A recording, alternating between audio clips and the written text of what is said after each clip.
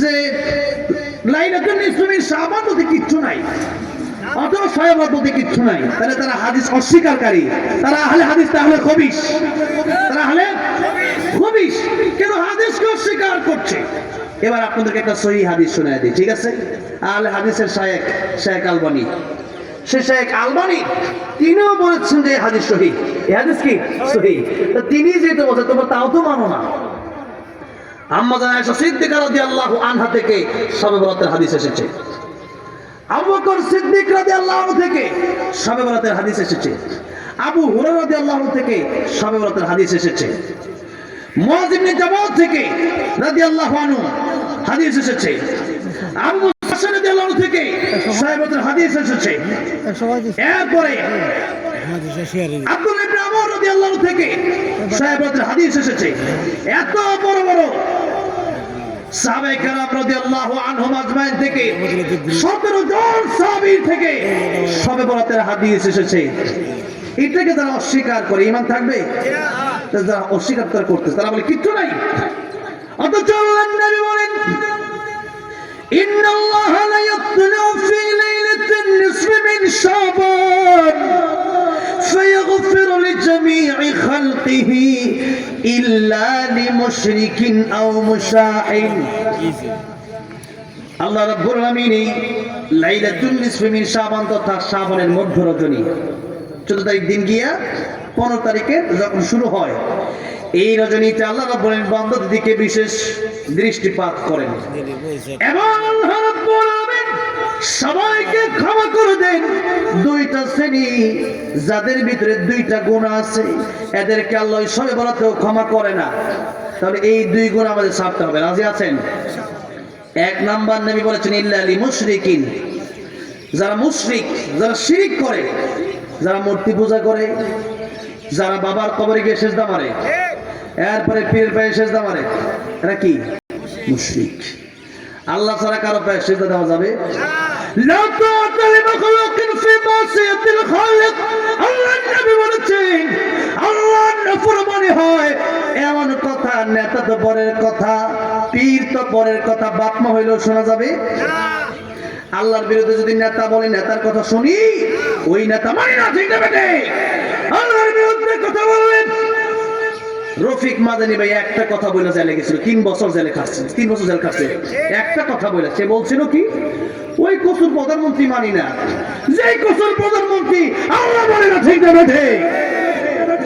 এই কথা বলছে, তার 3 বছর জেলে আটকে রাখছে। জেলে আটকে কি করতে পারছো? ওই আলেমরা তো দেশেই আছে, তোমরা তো দেশে থাকতে পারো না। সুতরাং জালেম যারা হবে, এই জুলুম যারা করবে, এই জুলুম বেশি দিন টিকে না, জুলুম বেশি দিন টিকে না।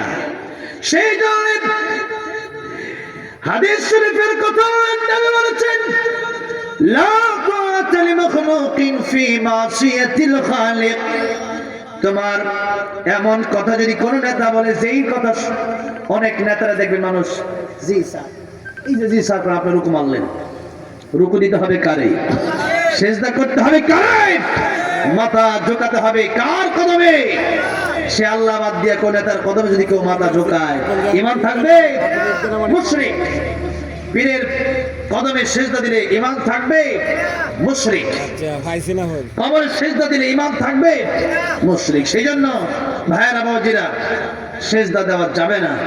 আল্লাহ ছাড়া অন্য কারো গোলামি করা যাবে না। তাহলে এক নম্বর আমরা পেয়ে গেলাম যে যারা মুশরিক এদেরকে আল্লাহ ওই লাইলাতুল নিসফি মিন শাবানে ক্ষমা করেন না। আরেকটা গুনাহ, ওই গুনাহটা আমাদের মোটামুটি কম বেশি সবারই আছে, কম বেশি কিছু মাত্র লোক বাদ দিয়া সবারই আছে। ওই গুনাহটা কি? আও মুশাহিন, যারা হিংসুক, যাদের ভিতরে হিংসা আছে। হিংসার গুনাহ এই কিশোরগঞ্জে পাকন দিয়ে কার ভিতরে হিংসাই নেই নাকি আছে? মারামারি আছে না নাই? হিংসা আছে না নাই? হিংসা কারে বলে? একজনের ভালো দেখে আপনার জ্বলতাছে, এটার এই হিংসা। একজনের ভালো দেখে আপনার কি হইতাছে? জ্বলতাছে। একজনের 5 তলা বাড়ি আছে, আপনার খালি জ্বলে, তার 5 তলা বাড়িটা কিলি গেল, এটা ভূমিকম্প ঘুরে যাবে না? একজনের 1 কোটি টাকা আছে, আল্লাহ এই 1 কোটি টাকা হেরে তুমি এটা ফুইরা লাইতার না? আল্লাহ তার চেহারা এত সুন্দর কি লিগা? তবে হিংসার বিপরীতে আছে জিপ্তা বা ঈর্ষা। এটা আপনি করতে পারেন যে আল্লাহ তার পাঁচতলা আছে, আল্লাহ আমারও দেও। সে তো বলে না আল্লাহ আমারও বানাও, এটা হইতে পারে। কিন্তু এমন তো মনে করা যাবে না, যেমন আমি যে এখানে বইছি, কি মনে করেন যে এই ছোট ছোট একটা দাওয়াত দিচ্ছে, কথাটা বোঝেননি? তাইলে এখন তো কত কথা অনেকে বলতে, বইলা তো লাভ নাই, লাভ আছে? কোন হাদিসের বিরুদ্ধে বলতেছি, এটা রেকর্ড হইতেছে। ওই যে মিডিয়া আসছে না, রোজা মিডিয়া, হ্যাঁ ইসলামিক মিডিয়া আছে না, এরা এই যে আবার শুনেন, দেখেন কোরআন হাদিসের বাইরে কথা আছে থাকলে আমার ধরায় দিন। তাহলে অনেকে আমার তো দেশের অনেক বেশি হিংসা, কেন ওয়াজ করবো কি লিগে আমার দরকার আছে না? তাহলে আমি কি বুইরে হইয়া মরার পরে ওয়াজ করবো নাকি? খবরে গিয়ে হেরা পরে ওয়াজ করলে ভালো হইব নাকি? ভাইরা বাবাজিরা, হিংসা যাদের ভিতরে আছে তার এত দাম কেন? সে এত বড় নেতা কেন? এত বড় হুজুর কেন? তার এত টাকা কেন? তার এত বড় বাড়ি কেন? এই হিংসা যার ভিতরে থাকবে, নবী বলেছেন আগুন যেমন লাকড়ি পোড়াইয়া ছারখার করে দেয়, হিংসা তার নেকিকে জ্বালাইয়া পোড়াইয়া ভস্ম করে দেয়, ছারখার বানায় দেয়।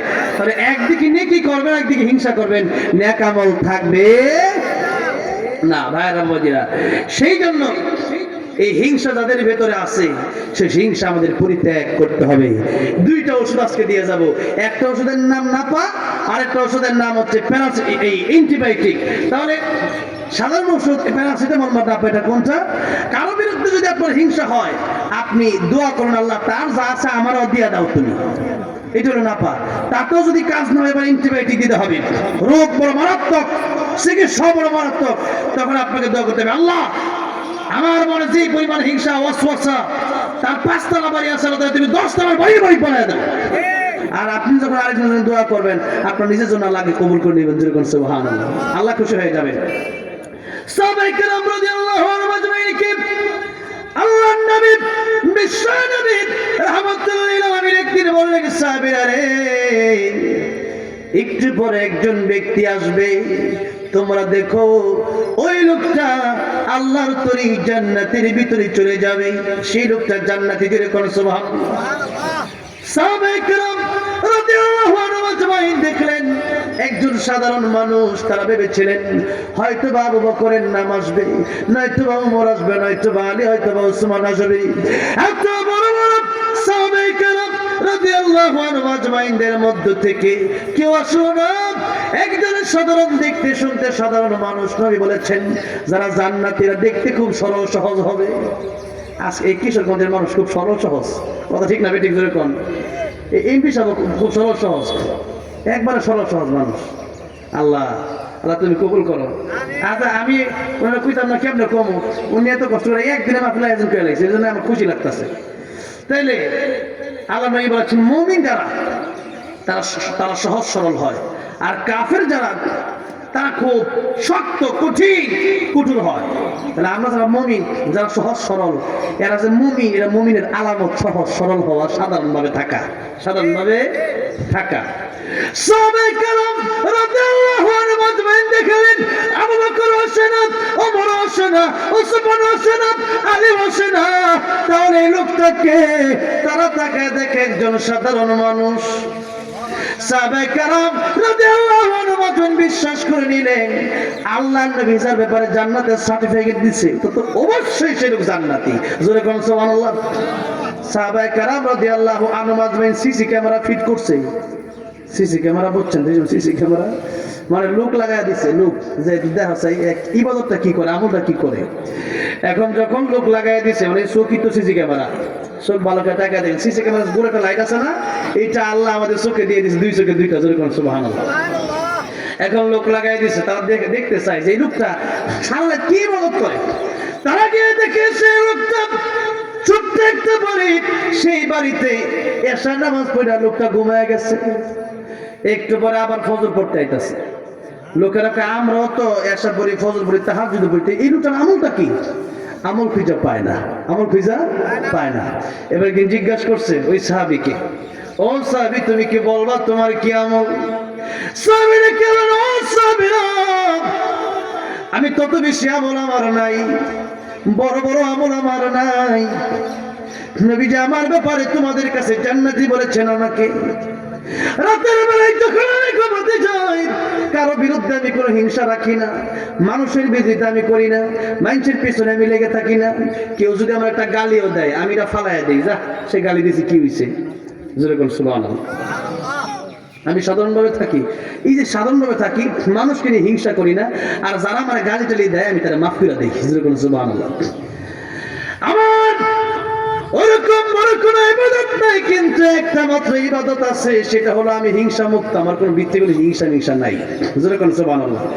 এতটুকু আমার মনে হয় এই জন্য নবী বলছেন কথাটা, যদি একজন মানুষ হিংসা নাই, এতটুকু একজন মানুষ নিরহংকার হওয়ার কারণে, একজন মানুষ সরল সহজ হওয়ার কারণে আল্লাহ নবী তাকে জান্নাতি বলেন, তাহলে বোঝা গেল আমাদেরকেও হিংসা মুক্ত জীবন যাপন করতে হবে। কথা ঠিক না ঠিক? হিংসা হিংসা যদি থাকে তাহলে সমস্ত ইবাদত গুলো আমাদের ধ্বংস হয়ে যায়। আপনি একদিকে নামাজও পড়লেন, আরেকজনকে নিয়ে হিংসাও করেন, নামাজ থাকলো, নামাজ কইরা গেছে, নামাজ কইরা কি হয়েছে, সরকার হয়ে গেছে। তাহলে ভাইরা আমার, বাবাজিরা আমার, লাইলাতুন নিসফি মিন শাবান, ক্ষমার রাত। লাইলাতুন নিসফি মিন শাবান কিসের রাত? ক্ষমার রাত। তাহলে লাইলাতুন নিসফি মিন শাবান যদি ক্ষমার রাত হয়, এই রাতের ভিতরে আল্লাহ যেহেতু বলছেন, আরেক হাদিস শরীফের ভিতরে এসেছে, আল্লাহ বলেন, আল্লাহ প্রথম আকাশে চলে আসেন, এরপরে আল্লাহ বলেন, আল্লাহ মিম্মাস্তাগফিরিন ফাগফিরলা, আলা মিম্মাস্তারজিকিন ফারজুকহু, আলা মিম্মাবাদালান ফাআফিয়াহু, আলা কাযা আলা কাযা হাত্তা ইয়াতলু আল ফজর। এই পৃথিবীতে মানুষ মানুষের দুশমনী করলে পরে তারা মারার জন্য ঘুরে, প্রতিশোধ নেওয়ার জন্য ঘুরে, আর আল্লাহর সাথে বান্দা নাফরমানি করলে পরে আল্লাহ বান্দার ডাকে, বান্দা ও বান্দার, তোর কি গুনাহ মাফের প্রয়োজন? আমি আল্লাহর কাছে মাফ চা, আমি আল্লাহ মাফ চাইতে তোর দেরি হবে, আমি আল্লাহ মাফ করতে তোর দেরি করব না। জোরে কোন সুবহানাল্লাহ। ও বান্দারে, লা তাকনাতু মির রাহমাতিল্লাহ, আমার রহমত থেকে নিরাশ হয়ে যায় না। সাধারণত আল্লাহ তো এভাবে আমরা তওবা করার জন্য ঘুরি, আর এই রাত্রিটাতে, প্রতি রাতে আল্লাহ শেষ ভাগে আসেন, তবে এই রাত্রির ব্যাপারে আছে, এই রাত্রিতে আল্লাহ পাক বান্দাকে রাখেন, বান্দা তোর কি প্রয়োজন আমার কাছে চা, আমি আল্লাহ দিয়ে দেব। মানুষের কাছে একবার, দুইবার, তিনবার চাইলে মানুষ নারাজ হয়ে যায়, এত চাই, খালি দেই আর হেল লাগিয়ে দেই, আর ভালো লাগে না। এরপর ফোন দিলে এটা ব্লক লিস্টে ফেলায়, দেখো ইয়ারফোন ধরুন দিতেন, এটা ফোন ইয়ারফোন ধরলেই ঠিক আছে কিছু লোক।